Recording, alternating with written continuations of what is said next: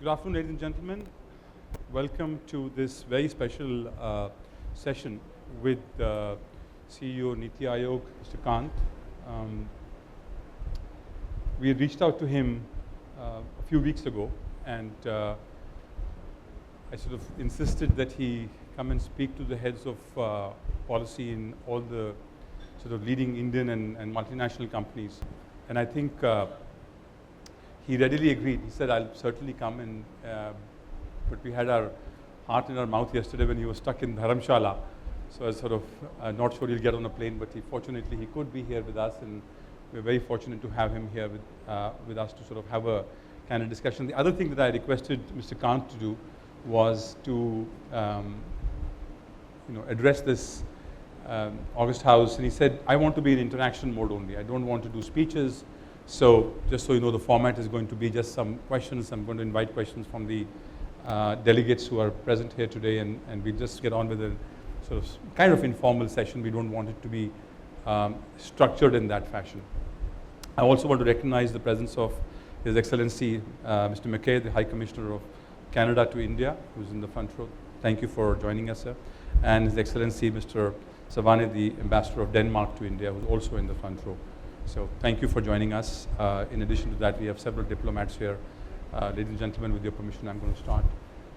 So my first question, since you've decided not to do a speech, is that we're coming out of this, hopefully we're coming out of this COVID situation now in a manner that is, that future waves of COVID will either be mild or hopefully be treated like an important flu, not to take it lightly, but hopefully we are kind of over that session of staying home for two years and all those restrictions without, as I said, undermining the importance of social distancing, etc.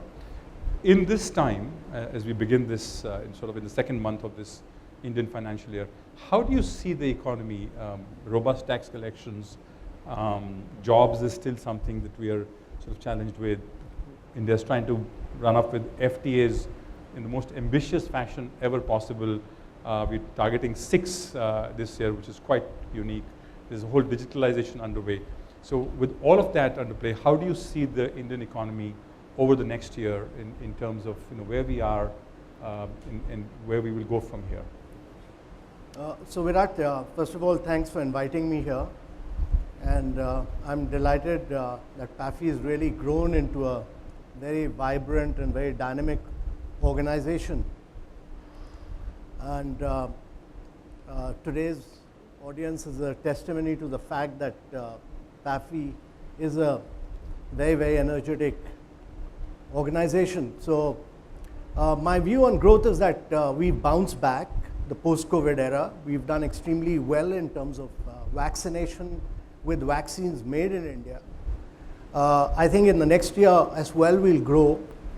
But the challenge for India is not about next year or the year after. The challenge for India is really to grow at high rates of 8 to 9% per annum, year after year, for 3 decades or more, to be able to lift a very young population above the poverty line.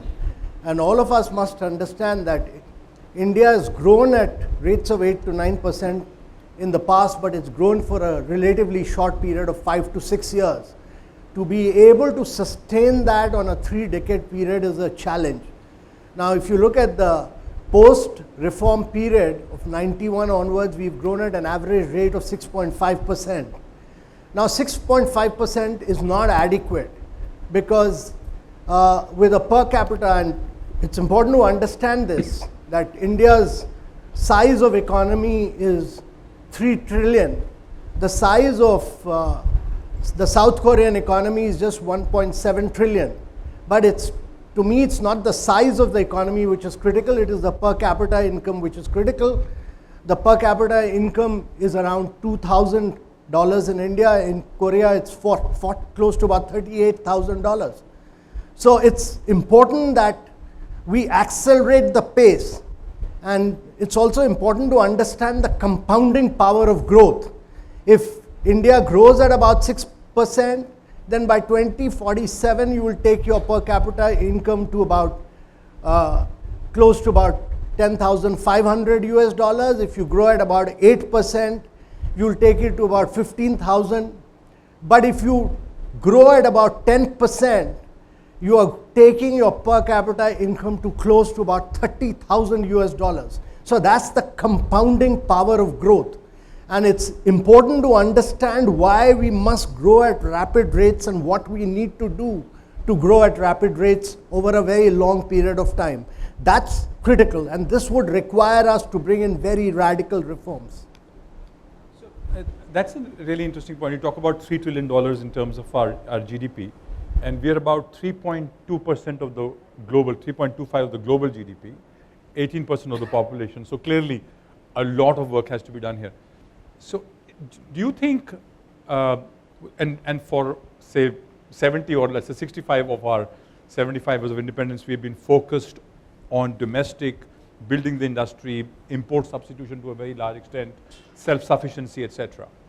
But it would seem virtually impossible for us to grow beyond, let's say, 5% of the world economy if we continue to sell services and products to ourselves, which means that we have to really focus on the world and get our market share from the world, something the Prime Minister has now spoken about several times in the last, I think, 18 months, the FTA and that. So can you sort of throw light on a little bit of that, the whole internationalization of India's trade, where that is going, how important that is, and what needs to be done there, including the role for businesses, both Indian and foreign, in that space, since we need to get that GDP going?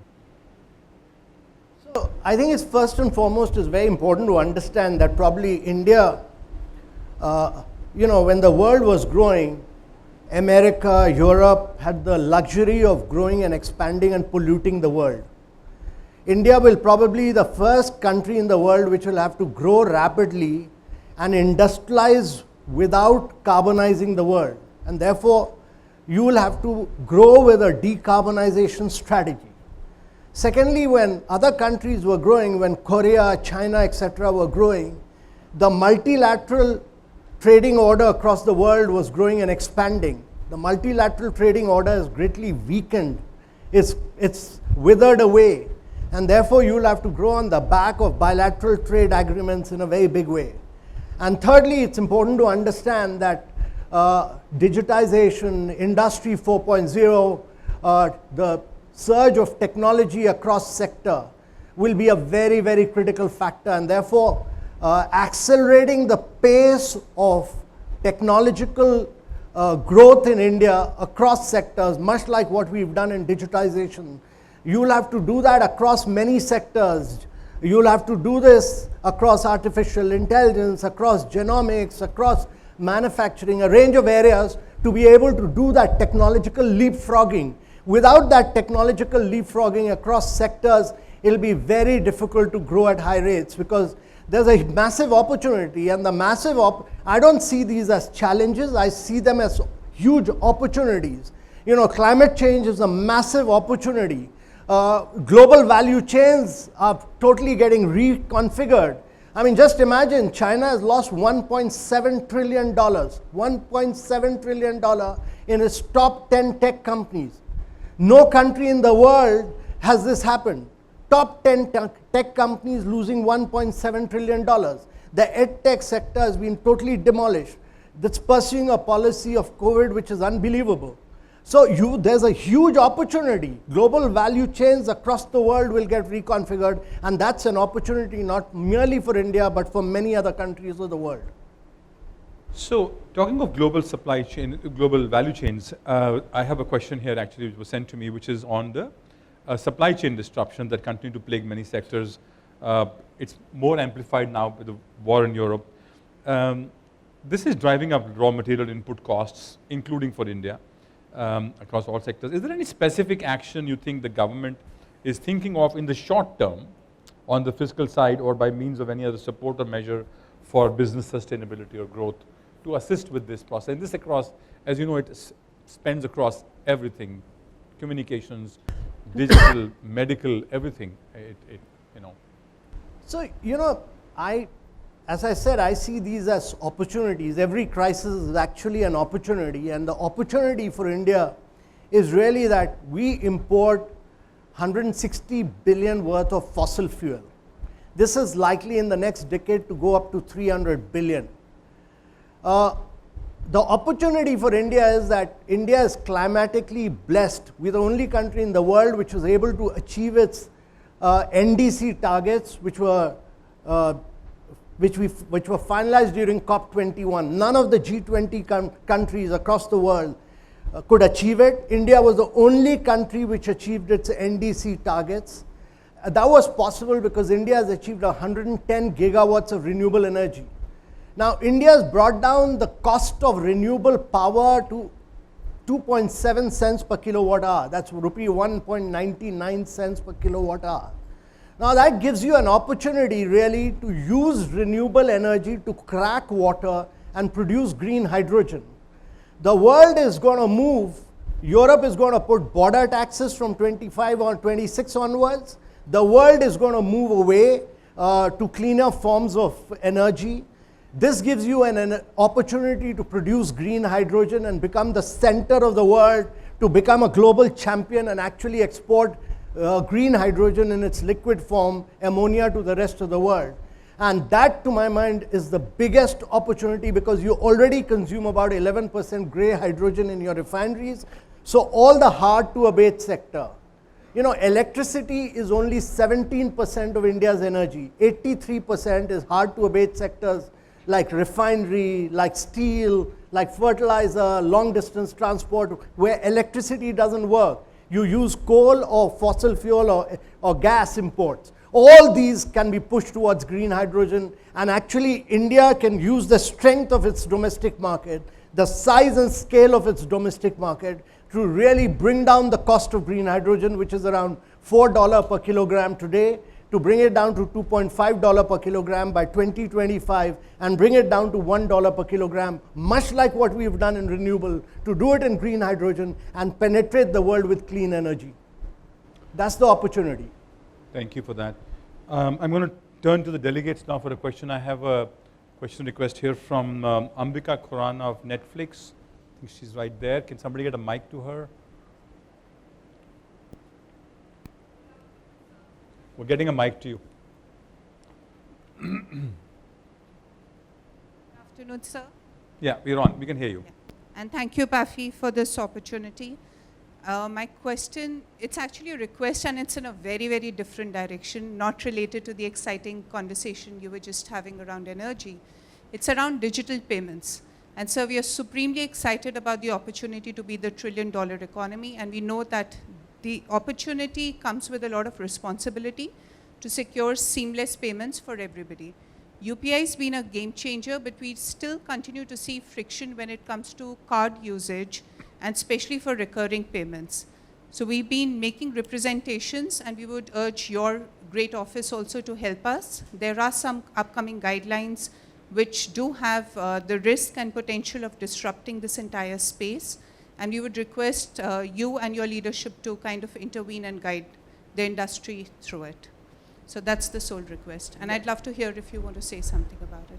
Thank you. Yeah, so I don't want to get into individual issues of this, but it's important to understand what India has done on digitization, what India has done on digital payments, because you know, when I was a young officer in Kerala, one of my tasks was to improve the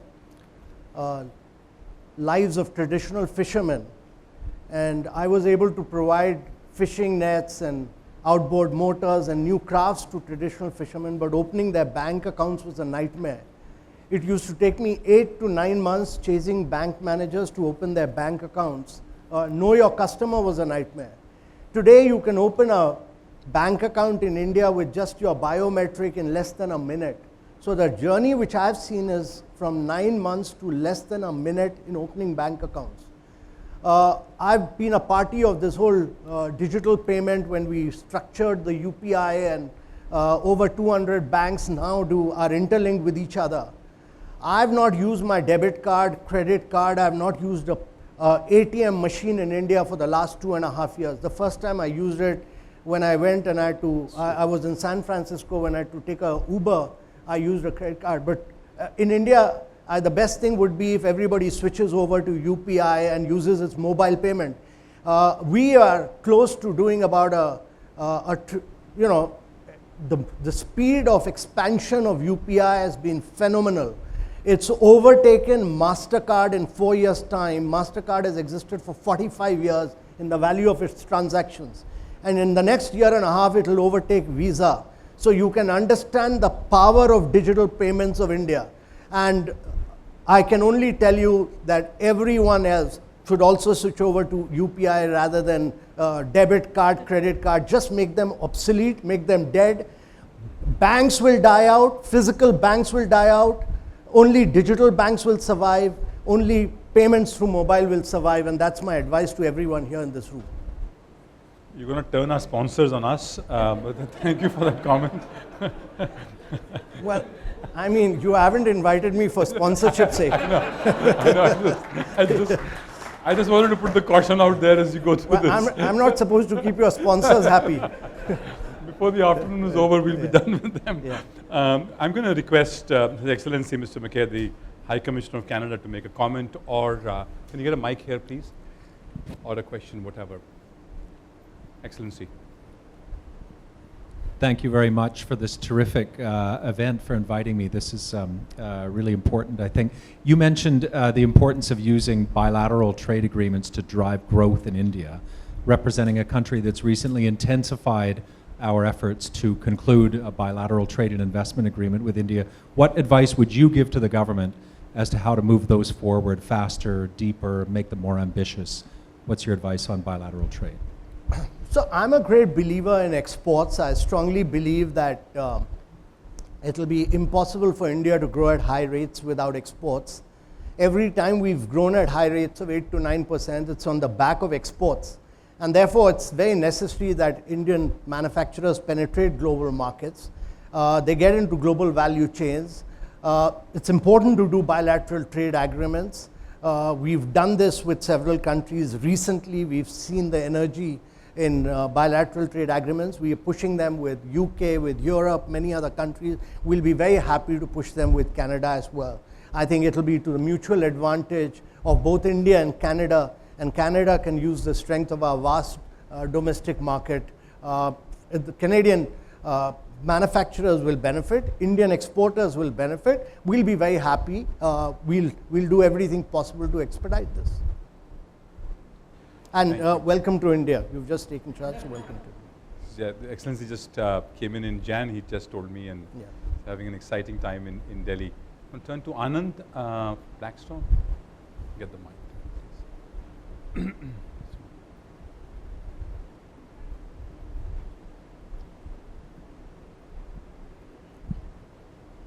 Thank you, sir, for sharing your views with us. Carrying on the banking part, which you are saying that is definitely undergoing a transformation in way it is shaping up. I'd request that a key area is FDI in banking. FDI, foreign direct investment in banking. And currently the policy as it exists does not make it majorly attractive for serious investors because there's a cap on the number of directors that can be there. They can just be 3 and the banking cap is limited at 10%. So with 10%, I can probably never have a director and therefore I'm not in a position to transform the bank. May I request you to really look into it and how we can help it improve the banking system? Yeah, but you know, foreign banks have really grown and prospered in India. They've done extremely well. But this particular issue, I'll be very happy to look into it. We'll just give me a note on this. We'll be very happy to look into this and try and find a solution to this. Absolutely. Thank you, sir. Sure. Thank you. I think the next question goes to Ajay. Ajay Khanna, if you could just give a mic to him. Before that, I'll request the Ambassador of Denmark. Do you have sorry, please go ahead. Thank you very much indeed. I'm in my 9th year as ambassador to this great, lovely nation. I have heard you, Amitabh Kant, many times. You are exposing a fantastic degree of optimism. We need that. We all believe in India. We just had your Honorable Prime Minister visiting Denmark. We had a lot of agreements and so forth. But still our companies, they are trying to, let's say, transfer technology, being wind, offshore wind, green hydrogen, many other fields, but they are still, encountered with bureaucratic hassles and so forth. And you should be the man, given your optimistic approach and the role that you see for India in the future, which I subscribe to. But how can we deal with that? And as I said, I've been here 9 years now, and my optimism is still very, very strong, but my companies might not support my optimism endlessly. So what can you do, and how can we tackle these issues? I agree, India is an accelerator for the future, but we also need to walk and not talk. Thank you. So, it's also important to understand that over the years, India had built up its, a socialistic economy, and we'd built up a lot of rules, regulation, procedures, paperwork. All this had been built up over the last 60 years of India's economy. When Mr. Modi came to power, I was Secretary, Department of Industrial Policy and Promotion at that time. And one of the key things in the first presentation we made to him was to make India, his focus was on making India easy and simple. And we worked very hard. We dismantled a lot of rules, regulation, procedures, and actually India jumped up 79 positions in the World Bank Ease of Doing Business. Then we started making, it's also important to understand that India is a very, very large country. It's bigger than 26 countries of Europe in size and scale. And one of our states, Uttar Pradesh, if it was a country, would have been the 5th biggest country in the world, actually. So it's a very large country. So we started dismantling a lot of rules, regulation, procedures, and we digitized everything in India. So we jumped up. We started making the states compete. What do you do in a federal polity? So we started making the states compete. The first year we did this, Gujarat came number 1. The next year, Andhra beat Gujarat. The third year, Telangana beat Andhra and Gujarat. And but the good thing was that Jharkhand and Chhattisgarh came 4th and 5th. They dismantled a lot of rules and regulations. We've dismantled about close to 1,500 laws in India, So we've done a lot of work at the central government. A lot of action is with the states. Now what we are doing is to really push the states into becoming easy and simple as much as possible. And that's the real focus. But on specific issues, if there's any specific challenge of any particular company, I'll ask Invest India, and I'll be personally very happy to look into it and provide you all my personal assistance and support to your Danish companies as well. Thank you, sir. Ajay? So, Mr. Kant, this is like 15 years ago. We were just 10 of us in PAFI, and you came and spoke to us. And after 15 years, we are now 150. And we are delighted that we continue to have your guidance, support to PAFI and the cause of public advocacy and transparent interaction with stakeholders. I just have one suggestion for your consideration. We celebrate FDI, which is great. PAFI represents all kinds of companies. But somehow we do not have a mechanism to monitor and put out the domestic investments quarter on quarter like we do for FDI. I'll be very happy if I'm wrong, but I can't find a way to celebrate domestic investments. When I say domestic investments, I don't mean Indian companies, but companies in India who are investing more in India. So my suggestion would be that if you could have under NITI a mechanism, if it is not already there in any other part of the government, to showcase domestic investments, because that's also a very good driver. And today with the PLI and other schemes, you will have more and more domestic companies investing in India. Thank you. So Ajay, when I came as Secretary DIPP, I moved from North Block. And that time, and I'd earlier worked in South Block. So the story was that between North Block and South Block, they managed to block just about every investment in India. So one of the things we did in DIPP was to monitor not merely the foreign direct investment, but also all domestic investments. Everything is kept a track there. In DIPP, you'll get all the figures of state-wise investments. You'll get a figure of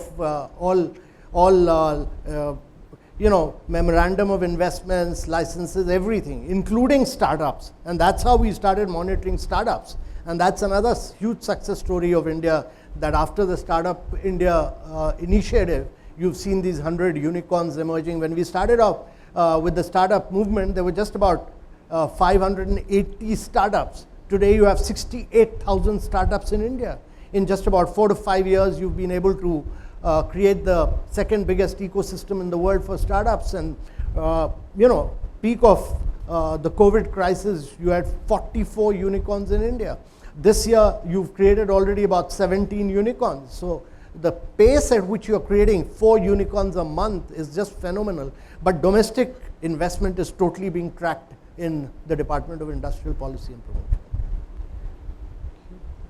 Can't have a policy meeting without some eminent lawyers. Yeah, but I hope your company is doing some investment. Yeah. I'm going to turn to Ms. Jain back. Yeah.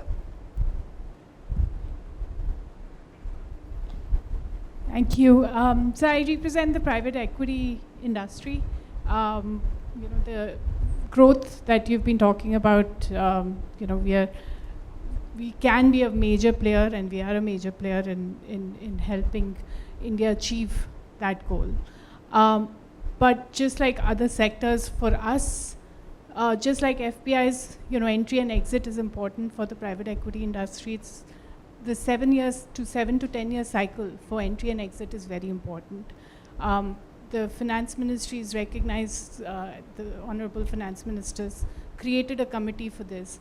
But you've been at the forefront of ease of doing business, and that's where we face the maximum issues. When we are exiting and there are regulations that don't allow you swift exit when the markets are right, that becomes a problem. So for example, we abolished FIPB at that time because everybody thought it'd be quicker to do it just through DPIIT and reaching out. But that's actually made approval process slower. So if we can think of, and you're really good at wearing your creative hat and think of solutions to get.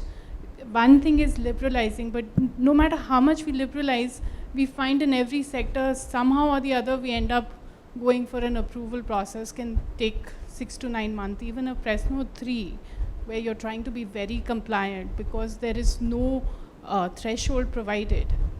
We come for approval, but the approval process is again taking 6 to 9 months. So you're saying FIPB's abolition has created more problems because it leads to yeah. So let me put this in a perspective on press note 3, because you're one of those who got impacted by press note 3, and press note 3 was with reference to investments coming in from a neighboring country, and at that particular point of time we had a border problem with and at that point of time the government took a conscious call that in certain key areas you will not allow investments in those areas. And since then, I think, and we took a firm line including banning several apps, etc., which was in our national interest. I think more than anything else, there's a political strategic call which was taken at that particular point of time. After that, as things improved over a period of time, individual cases have been approved. To my mind, a lot of individual cases have been approved. The representative of NITI Aayog is a member of that committee.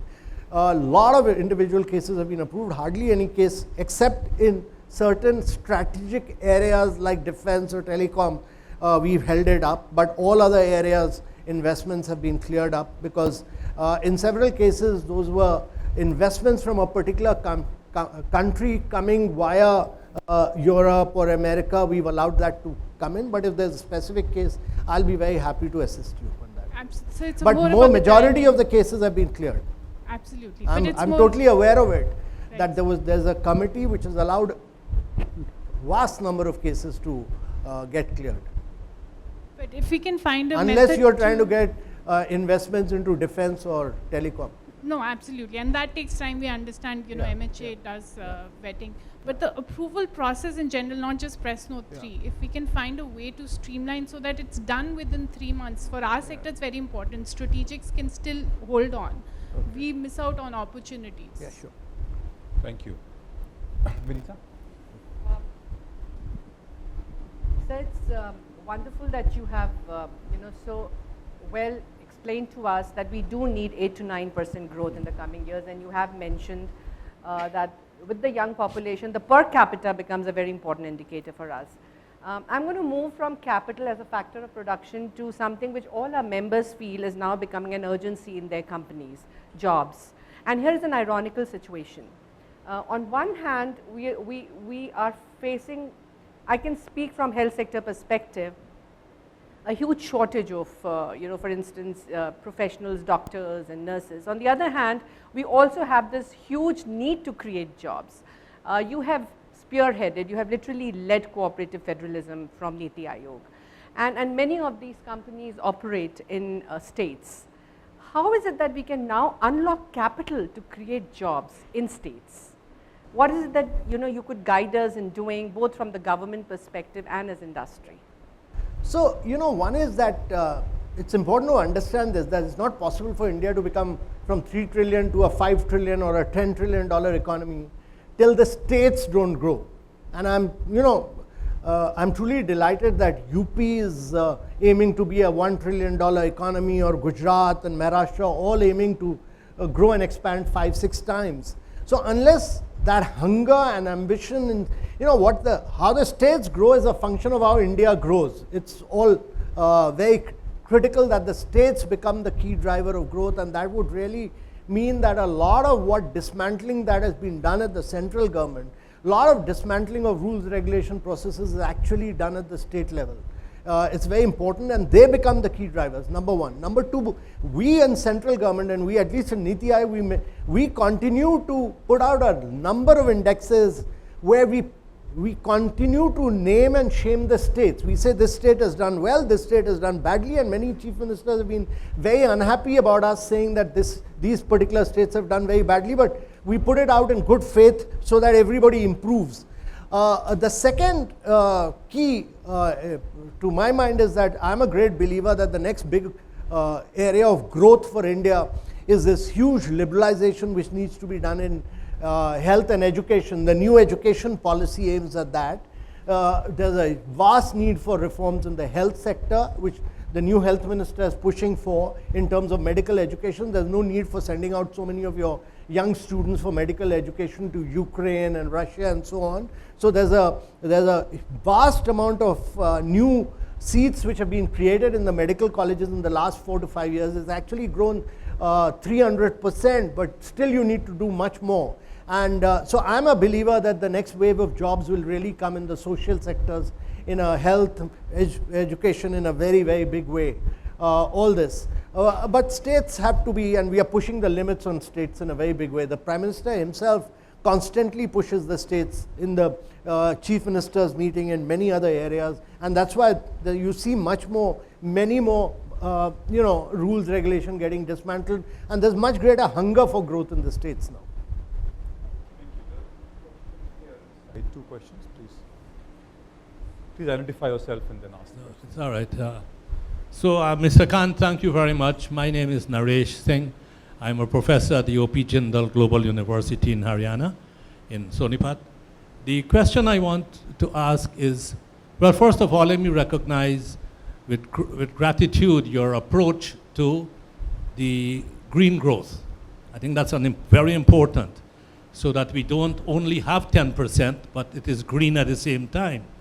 However, we all know that average growth of 10% might leave a lot of poor people behind. So we would need a kind of growth that also reduces poverty. Can you share with us a little bit of your thinking on how is it that India might grow and not have a great average GDP and have 200 million people living in abject poverty? Thank you. So that's a very important question, and I want to spend some time on it. And I really want to spend some time on it because if several states which are poor continue to do the same thing, that is, they continue to focus on anti-poverty program, if they continue to focus on rural agriculture or rural development, as India has done for the last 60 years, let me assure you they will remain poor. You need to make a paradigm shift and that is that you need to get into high value-added sector, you need to use technology, you need to move towards very rapid pace of urbanization. Cities, to my mind, are centers of growth, they are centers of innovation. Cities create a vast number of jobs, and actually, if these states don't focus, they believe that growth will come from rural development, from villages. It's not going to happen. Urbanization, India is going to see 75% of its population in rural areas in the next 4 to 5 decades. Whether you like it or not, there are over 5,000 census towns in India which are treated as rural areas, whereas in reality, as per census, they are urban areas. So you are doing, these are states which are doing unplanned, unsustainable urbanization, and they are causing huge amount of damage to their states. So they need to move population away from agriculture. They need to move away from rural development into manufacturing, into urbanization. That's where the real quantum jump for India will come. You need to use technology to leapfrog across a range of sunrise areas of growth. If you keep doing what you're doing, you'll never remove poverty. You will go more into poverty and poverty and poverty. You need to make a quantum jump into growth trajectory which will take you to higher levels of growth. And that's why I've been a great believer that in the production-linked incentive scheme which NITI Aayog pushed, we push for advanced chemistry cell batteries, we push for electric mobility, we push for manufacturing of mobile manufacturing in India. All these are sunrise areas of growth, and that's where the real growth will happen. You don't need to get into areas where China is today.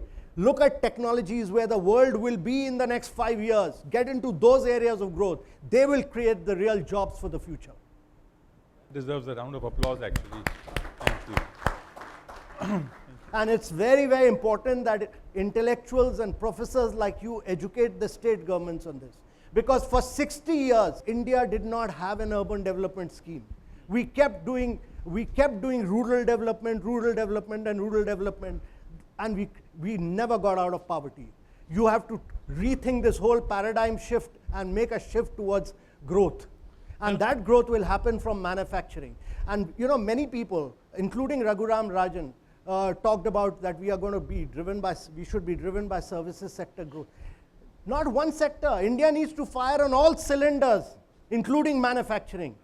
If you think that services is going to create jobs, you're totally mistaken. If you think rural development is going to create jobs, totally mistaken. India needs to fire on all cylinders to achieve higher trajectory of growth. We deeply appreciate your efforts on the green hydrogen, blue hydrogen, and we are calling it as a hydrogen economy now, going forward with the clean space. And I'm, really very happy to see that our NITI Aayog and Government of India is taking it as a topmost priority. But I think we need to look at maybe some thoughts from you, because there are various forms of hydrogen, maybe green hydrogen, blue hydrogen, and stuff like that. It depends on the source from which we are producing it. So reaching the maybe reality from the green hydrogen perspective to, I think blue hydrogen is equally important, and there are various ministries dealing with it. So would like to know your thoughts, how are we doing it in the phased manner so that we become successful and reach our ultimate goal? Thank you so much, sir.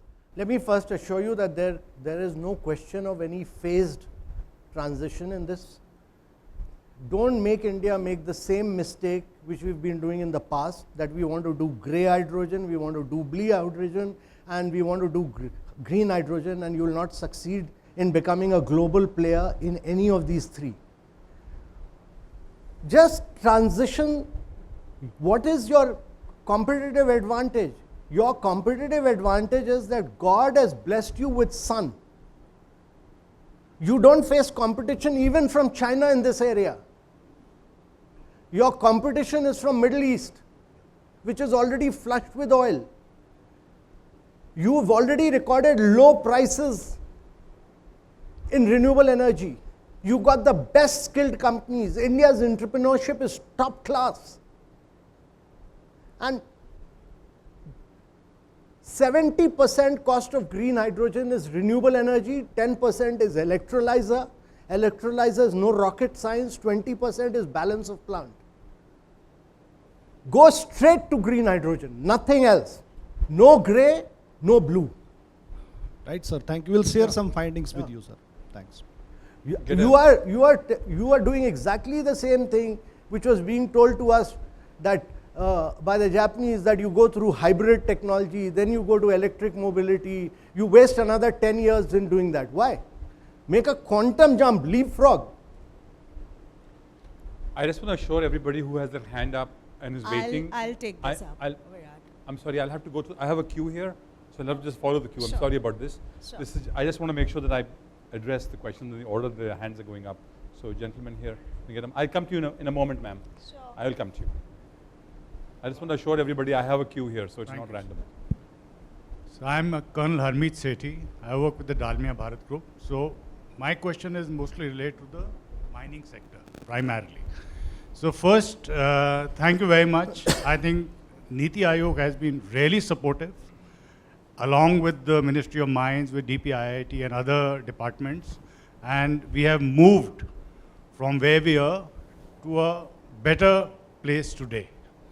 In that, and also the Government of India has been kind enough that with the 7 lakh crore infrastructure funding coming in, I think there's amazing amount of projects where cement, steel and everything is going to do great.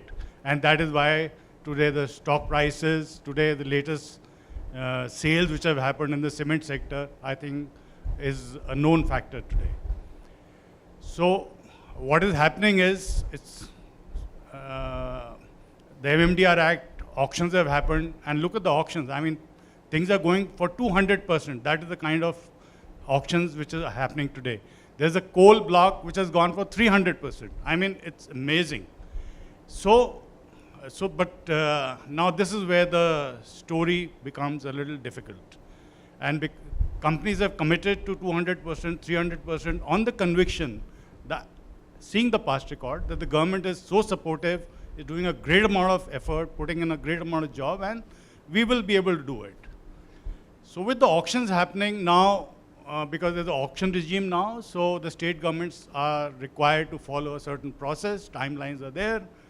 I think there's a little problem with the state governments, but I think they will get convinced on their own and things will follow. That's not an issue. I think this is solvable because you put a policy in place. The second problem which comes is that we take on these huge mines, which is 200 acres, 2,000 acres, 3,000 acres, and the problem continues is the land acquisition. It's the only specific issue. As per the rules and regulations of the Government of India, land acquisition should not be a problem because there are policies existing for that. But no state government is ready to follow the rules and regulations, and the central government is also not ready to follow this through or give guidelines to the state governments on this.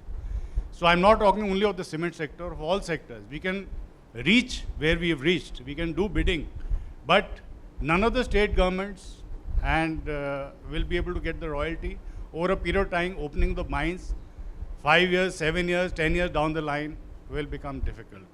So I think this is, if there is a thought process on this, I think if we solve it, it will get solved for everybody. I think that economy, it'll affect the economy. There's no doubt. Thank you, sir. Yeah. So, you know, we've greatly liberalized, as you're aware, from NITI Aayog, we drove this. We've greatly liberalized the mining and the coal regime and the petroleum regime. Hugely. We've done away with a number of clearances, etc., including, everything. Whatever we could do, we've done. Now, what you're raising is some implementation issues at the state level. But the number of mines which have been taken forward is quite enormous in the last 2 years. And if there's specific issues on implementation on ground, I think if there's a challenge, you tell us, I'll try and talk to the state governments and get them sorted out. But the state governments will really have to push it because eventually they have to earn royalty. So I don't see any reason why the state should not help you and assist you in this. But I'll be very happy to talk to the concerned Chief Secretary of the state as well. Good afternoon, sir. Rahul Sharma, Genesis VCW. I had 2 questions. The first question is on EODB 2.0. So EODB 2.0, the government is working on EODB 2.0, and while there are 4 streams which have been broadly spoken about, Could you elaborate a little more on what is it that the center envisages specifically on this front? And second thing, sir, and I'm going on the subject of state bit, one of the things as part of when you were talking about World Bank ease of doing rankings, the offshoot for at the state level was the SRAP, which then got monitored on a regular basis. You also did last year, Prime Minister Modi spoke about reformed linked borrowing becoming the new model of public finance. Now with compensation cess, which is to end in June, and I know there's a bit of, the center and the state are in a dialogue, how easy, how difficult would that reform process be? Because if you're looking at a push from the center, then that's one of the levers to actually do that. But given the current situation, it will just help us understand the external environment a little better. Thank you. Actually, many states have become very, very transformational. They've done very path-breaking things on ease of doing business also. But the EODB 2 is really about 100% digitization, and secondly about having full faith in the private enterprise that they will follow the norms and that you can take subsequent approvals, get into production immediately. That's the objective of EODB. But the center has provided resources in the budget of up to, I think, 2,000-3,000 crores that states which reform will be given additional allocations. So my asset monetization target, which was 88,000 crores for this year, I have crossed it and got 1 lakh crores. I crossed it by about 12,000 crores simply because states would tend to benefit from the additional allocation being provided from the central government. And similarly for privatization. Now we are working with the states in many of these things like asset monetization. India is the biggest asset monetization program which we are pushing through. The number of coal mines, the number of mines, the number of roads which we have put out for InvITs and REITs, and the number of power lines which we have put out is quite enormous actually. Last 4 questions, we have to bring this to a close. Four questions? Last question. Okay. I've got hands up. Smriti Sharma, Amazon, please go ahead. Hello, Mr. Kant. I wanted to first say the reason why you're being grilled, sir, is one, because you've chosen to come to this August gathering and you took on that challenge, so absolutely this house will grill you. Also because, sir, you're the person who is representing the intellect and the thought of this government. And we get very rare chances to actually question the government. So, sir, you will have to take on that burden, and thank you for taking it. Secondly, sir, we've been working very closely with the states, especially my line of work requires us to interact with the states on a very regular basis. However, there is some requirement from the center for nudging, and I know that this shaming, naming and shaming system is great because it's helped us a lot, where we have been able to drive the competitive federalism to the hilt. I want to understand what are the other tools that NITI Aayog thinks can be used. Is public finance one? Is there some way of allocating finances to states in a better way? Is there some way states could be told or could be directed in a way that they do not misutilize or disutilize funds in a way to think that they're helping by cross-subsidizing areas where they should not be? Actually, they're hampering their own interests. So how do you, can you come up with mechanisms by way of which you can provide them better guidance about what to do with their finances? And so one question, which is apart from this public finance, public policy field, is more about Gati Shakti mission, which was announced right at the Gati Shakti? Gati Shakti mission. I would want to understand, sir, how do you plan to track it? Apart from that website that's coming through, what else are you going to be doing to nudge us? Because I believe that is going to be very critical in building the infrastructure of this country, and that will also enable what you said, that the benefits will reach the more people and it won't remain concentrated in one area or the other. No, both are very good questions. First is how do you nudge the states in a very large country like India? So one is progressive public policy by the central government itself. So if central government is very progressive, a lot of that rubs out on the state. If the Prime Minister drives it, as he keeps saying, that government has no business to be in business, and if the government of India is pushing its program of asset monetization, privatization, I'm quite sure in the next 2-3 years, all this will rub off on the state governments as well. If the government is talking about a national infrastructure pipeline, the states will push it, and many states like Gujarat, Andhra, Telangana, Maharashtra, Madhya Pradesh, UP have done some remarkable projects. So let me also tell you that there are states which have done remarkable work. So one is good, very progressive public policy by the government of India inspires and motivates the state. The second is, using your budget to assist and support the states in certain ways. Like the finance minister this year has done that. If you privatize and if you do asset monetization, I'll support you to this extent.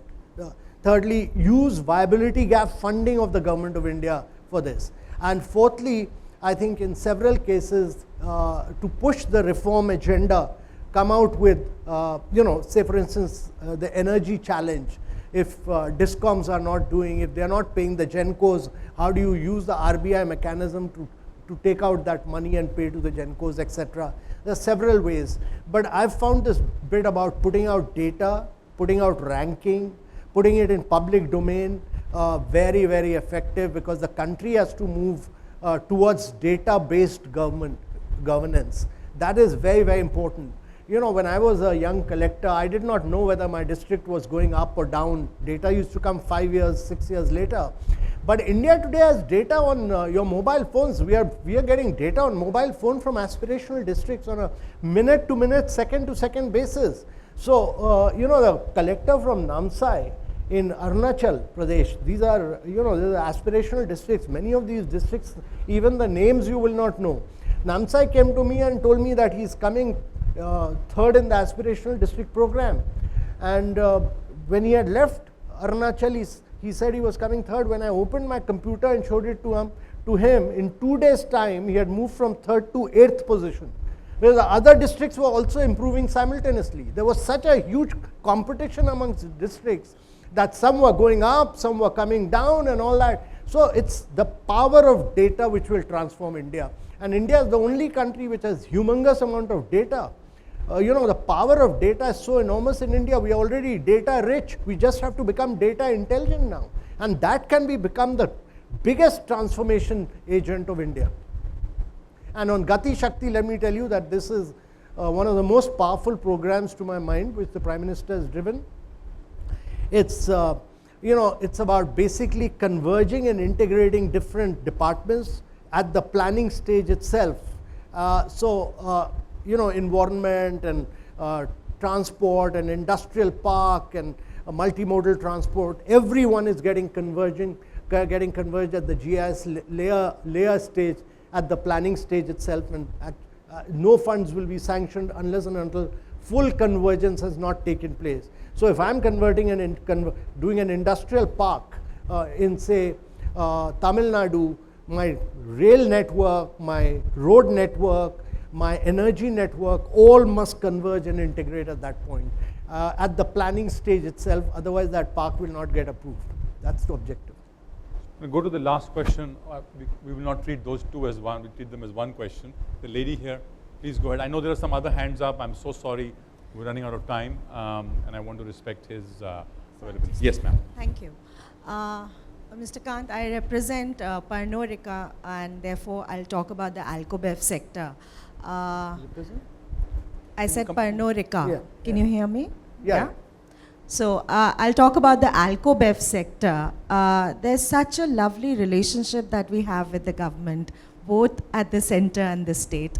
So I just want to understand, sir, we are the maximum contributors when it comes to the contribution to the exchequer. When it comes to exports, IMFL, the liquor going from India abroad, and also investments through our distilleries, through our bottling plants, all across. So if you see our overall contribution as a sector, I think we tick all the boxes. However, when it comes to our relationship with the government, there is a good treatment that we get. So how do you see, I have seen you talking about very progressively about this sector, and we really want to work and exhibit that there's so much that we bring to the table, there's so much of compliance that we are eager and really want to do. It works for us against counterfeit, against fake, against spurious. How do we work with you, with NITI, and with the government overall, just to change that perception? Yeah. No, so some states have done very good work. UP, for instance, did very good work in this, and we brought out a study with, saying that how UP transformed its, how its revenue jumped up because of a very transparent policy, etc. So good practices need to be highlighted more and put out before the state governments. Good practices will really transform. Actually, the best thing which PAFI should really do is what the Prime Minister keeps saying, that India should benchmark itself against global best practices. If you are able in each one of these sectors, if you can bring to our knowledge what are the global best practices, that is what we should push our states into doing. Civil servants must emulate what are the best practices globally across sectors, and that will really help us to transform India. Not only your sectors, in hotels and restaurants, etc. also. Yeah. Yeah. No, I'll be very happy. I can put a team from NITI to work with you on this. I'll be very happy actually. Thank you so much, sir. I just want to say, to bring this to a close, my apologies to those who haven't been able to cover them because of the paucity of time. I know there are at least 5 more hands up. You've already grilled me for 45 minutes. Well, now 50. I was going to say that when we put out this announcement to our members about you addressing them, I can tell you that there was instant responses to that request, to questions, to participation. We didn't have to send a reminder even, and they all wanted to be here. So thank you so much. PAFI has a special love for me. It doesn't grill any other civil servant in India. Only. So I want to ask you that actually, because I think some comments are, without flattering you, I just want to know this. What is it that, they obviously love you, otherwise they wouldn't be here in such large numbers. If you were a star, you could be signing autographs on your way out. But I want to ask you this, what keeps you going? What is it about this energy that you bring to every meeting? I mean, take a moment to think about it and tell us, because we're really intrigued about this, because we don't find this in a lot of other officers or ministers. I can say that openly. This is an incredible, I mean, some are, but what is it that keeps you going personally? It's just a question for you. No, I think, Virat, is just my conviction that there's great leadership, political leadership at this moment in India, and which believes in simplicity and easiness. I also believe that there's a huge opportunity for India. If we can't do it now, you'll never be able to do it again. You have a very young population. I think all of us should be hungry about India's growth, as simple as that. So, I mean, everyone has to be passionate about India. Thank you so much. That explains a lot of why they all love you, and we all love you, and we want to have you more and more in these meetings, and as you call it, grill you. We're going to turn to Vinita to do the vote of thanks. There isn't much for me left to be said now, but Mr. Kant, we have literally grown up on the other side of the fence with you from your collected days. Many of us have had the opportunity to work with Mr. Kant even when he was in Kerala, and Virat, like you said, it's the same amount of energy and same amount of enthusiasm. So I'll just say that one reason we love having you here is because, right from the time we graduated from our whatever IIMs or Delhi School of Economics, we were taught to look for the simplistic way and single window connect with the government, and in you we find all that. So whether it's health, education, manufacturing, even sectors like sunrise industries, we know when we speak to you, you're not only giving us deep insights into what is happening in the government, but I think you also, like you very correctly said, find opportunity in crisis, and we start looking at the silver linings in chaos. So thank you so much for being with us. Thank you for giving us the assurance that the questions that have left are unanswered are not really unanswered. Write to us at PAFI, and that's why we all are here. to collate all these questions and forward them, if I may say to you, Mr. Kant, and see how best we can take forward whatever we've discussed. It doesn't end here. Virat, thank you so much to you and to Apple. It's thanks to Virat's leadership as President PAFI that we are sitting here today. It's his idea to have more intensive dialogues with Mr. Kant and with other officers in the government, all because we align with what you said. We have to work harder in public policy, and we are here to work harder in public policy.